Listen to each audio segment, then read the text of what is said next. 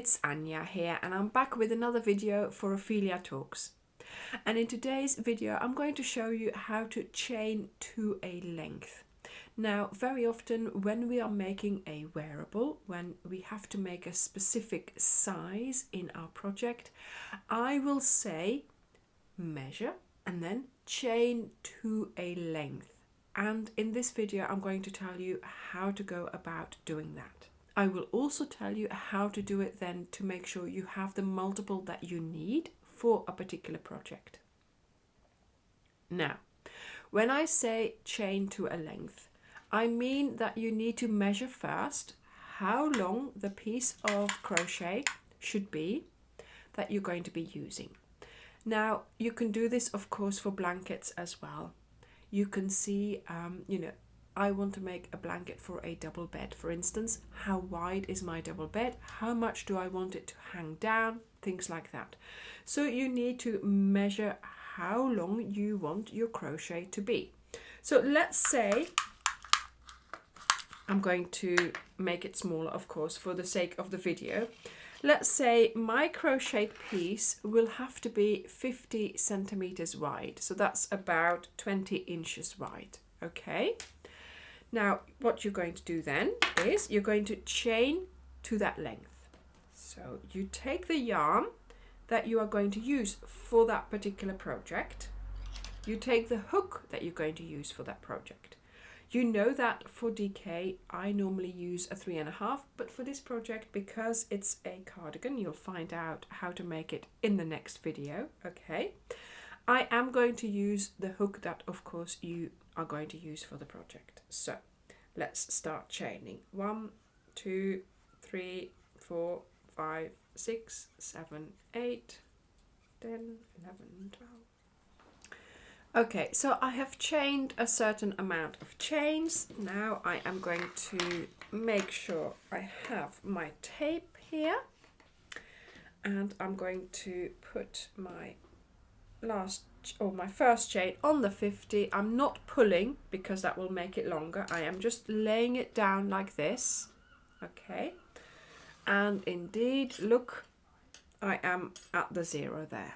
Okay, so no pulling, just laying it down naturally.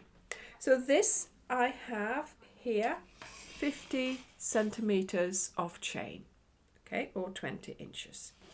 Now, if you're an experienced crocheter, you will know that once I put that first row of stitches onto my chain here, it is going to expand. And of course, we also have to take into account a multiple very often when we're making a particular project. So what I'm going to do is, yes, this is going to be longer. So you might want to take some chains off of this. So let's just say we are going to take 5 chains off. 1, 2, 3, 4, 5. Yep, so take your hook out. 1, 2, 3, 4, 5. So chaining to just below the measurement will help, but of course you still can't really gauge how long this is going to be once you have put your stitches on. The longer your chain, the more there will be an expansion at the end when you put your stitches on. So if I had done, for example, a chain of 10 centimeters and used that as my demonstration sample, there would not be much of a difference. It would maybe be, 1 or 2 chains different. But doing a width of a blanket with nearly 200 stitches, that's going to give you quite a difference, okay? So I'm just doing it 50 centimeters just so that you can see what happens. So we're now going to chain 1. This is the turning chain. And in my last chain here, I am going to do a double crochet. Now you might be thinking, yes, Anja, but what about the multiple? Well, in fact, I know that my chain is too long. I know that I will be able to correct my multiple when I get to the end. So the multiple that I am going to be needing to do is a multiple of 3, and I have to add 2 stitches. So I'm now just going to sit and add my first row of double crochets onto the chain. If you want to be very diligent, you could do it counting. So what I tend to do is 1, 2, 3, 1 multiple, 1, 2, 3, another multiple, 1, 2, and the third. There we go. So we do 1, 2, and 3. 1, 2, and 3. There we go. So I'm going to keep on going until I am nearly at the end of my chain, and then we will measure again. So I have now placed a double crochet in each chain along my chain. So let's measure and see how long it is now. So here we are at 0, so no pulling, just laying it onto the table naturally, and look at that. We have now 56 centimeters. So that's too many. We needed 50 centimeters, okay? And this is the only time you will actually find out, because you need to do this after you have done the chain. And yes, of course, you can do a foundation double crochet, but that again is a different technique. It does work. You can chain it to the particular length, but just in case, you need to do this where you need to do a chain for sturdiness, and for when you're doing a blanket as well, of course. So what we're going to do now is make it to this length. So we're going to put our crocheted piece on the 50, and we're going to just gently place it along our measuring tape here, not stretching it, not pulling it. And we need to get rid of 1, 2, 3, 4, 5, 6, 7 stitches. Okay, now this here was multiples of 3. So this is a multiple of 3 here, and then this is a multiple of 3. So I'm going to get rid of these 2 multiples of 3. Voila. So now I have a piece of crochet that's from 0 to here.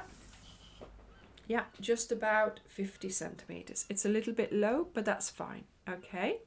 Now, of course, my multiple was 3 plus 2. So I'm going to have to add in the 2 more. So now I know that I have my multiples of 3 because I counted them, and I'm going to do 2 more. So that's to make up for whatever I need to make up for in that pattern. So we need those 2 stitches. Voila. So this now will give me my length that I need in my pattern to the prescribed length. There we go.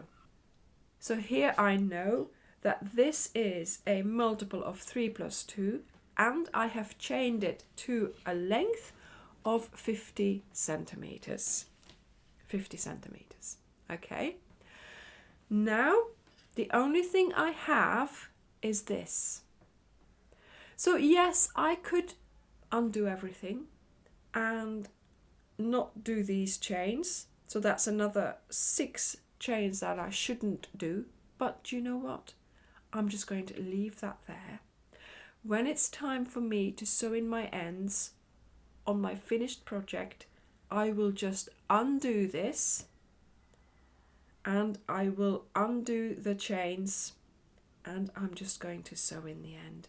Because to be honest, my life is too short to have to redo this again, and it might turn out differently anyway, because your tension might be different or you might miscount. I spent a while counting this, doing this really carefully, and I just think, well, you know, nobody is going to know that there were some extra stitches there. I just don't mind doing this. Now my mum as well, when she does a chain, for example for a blanket, and the instruction says chain to 195, she will do her best to count to 195, but she'll always add a couple of stitches just in case, she says. And those 2 little stitches at the end, they're not going to matter. You can easily undo them if you don't need them. They are at the end of your thing. Of course, yes, you know, when you chain, you come back and then you know whether your multiple works out or not. And so when she does those extra little 2 chains, or maybe 3, she calls it the, there we go, the insurance of making sure that she has enough chains to be able to put all her multiples on there. And there we go. Look, I've undone the chains. I know I've got the stitches that I need. I know I'm at the length that I need. And that's it. So I hope you have found this video useful, and I hope you will be able to use this technique in future projects. And I also hope that you will be making the Miss Potter cardigan, for which you will need to chain to a certain length. Thank you for watching this video. I hope you enjoyed it, and I will see you in the next one. Bye.